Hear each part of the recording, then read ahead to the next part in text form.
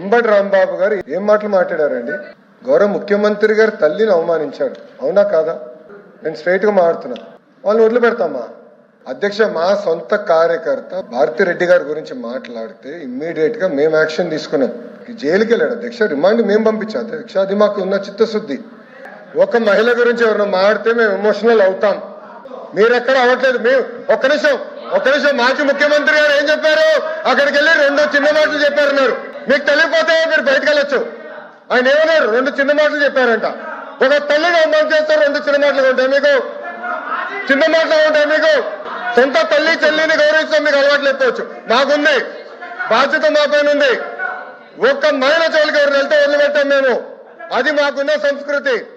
అంతేగాని మీరు సమర్థించి ఏదో క్షమాపణ అడిగారని బాస్, ఒక తల్లి జోలికి వెళ్తే ఎవరిని వదిలిపెట్టాం.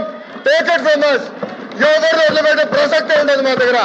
ఎవరు తల్లైనా, జగన్మోహన్ రెడ్డి గారి తల్లైనా కూడా, ఎవరు తల్లైనా, ఎవరు చెల్లైనా, ఎవరు అక్కైనా, ఒక మహిళ జోలికి వెళ్తే ప్రజాప్రభుత్వం ఎవరిని వదిలిపెట్టే ప్రసక్తే ఉండదు. అది మా గౌరవ ముఖ్యమంత్రి గారు చెప్పారు, గౌరవ ఉప ముఖ్యమంత్రి గారు చెప్పారు. మేము ఎవరిని వదిలిపెట్టాం. ముందు మీరు చూస్తారు కదా. అది